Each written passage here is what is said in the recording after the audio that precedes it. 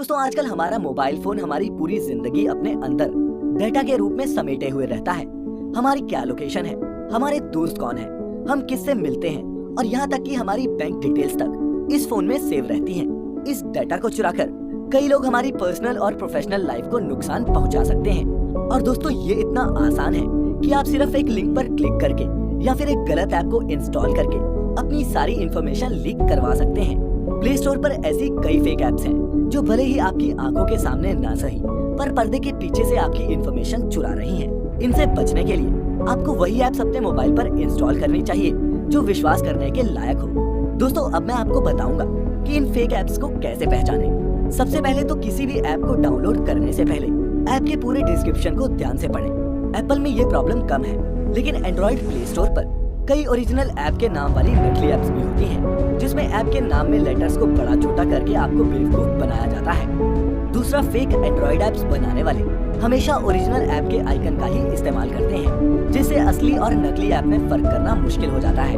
अगली चीज जो ध्यान देने लायक है वो है डेवलपर का नाम, बिकॉज ऑफिशियल ऐप में हमेशा लोकप्रिय डेवलपर के नाम होंगे और यदि आप डेवलपर के रूप में कुछ असामान्य नाम या अंटिशंट नाम देख रहे हैं तो ये 100% फेक एंड्रॉइड ऐप है। दूसरा, जरूरी है कि आप उस ऐप के डाउनलोड काउंट को भी चेक करें, बिकॉज ये आपको बहुत सी बातें बता सकता है। अगर उस ऐप को बहुत बड़ी संख्या में डाउनलोड किया गया है तो आप उस ऐप पर पूर्णतः भरोसा कर सकते हैं। फॉर एग्जाम्पल, मान लेते हैं कि आपको फेसबुक की ऐप डाउनलोड करनी है, तो अब तक फेसबुक ऐप को गूगल प्ले स्टोर पर 1 अरब से भी ज्यादा बार डाउनलोड किया जा चुका है।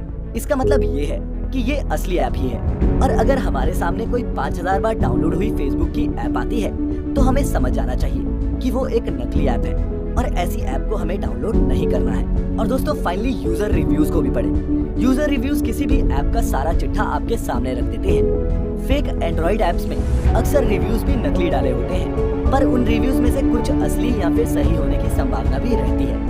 एक आखिरी सुझाव, एक्सरे स्कैनर, बैटरी सेवर और स्टाइलिश लॉक स्क्रीन जैसी ऐप्स को डाउनलोड ना ही करें तो अच्छा है। जो ऐप काम की हो उसे ही अपने मोबाइल में रखें, नहीं तो आपका डाटा कहां पहुंच जाएगा आप अंदाजा भी नहीं लगा सकते। वायरस को लेकर पूरी दुनिया में खौफ का माहौल है। अकेले चीन में ही कोरोना वायरस के चलते 2000 से ज्यादा लोगों की मौत हो गई है। इसके कई केसेस हमारे देश भारत में भी पाए गए हैं। लेकिन सोशल मीडिया के इस दौर में इस बीमारी के बारे में डर और अफवाहें फैलाने का काम भी धड़ल्ले से चल रहा है। लेकिन दोस्तों इससे घबराने या फिर पैनिक होने की जरूरत नहीं है। जहां पूरी दुनिया में इसके इलाज की चर्चा हो रही है, वहीं हमारे देश में कोरोना वायरस के इलाज को लेकर तरह तरह के दावे सोशल मीडिया पर वायरल हो रहे हैं। कहीं शराब से तो कहीं गांजे के कश से कोरोना वायरस के इलाज के दावे किए जा रहे हैं।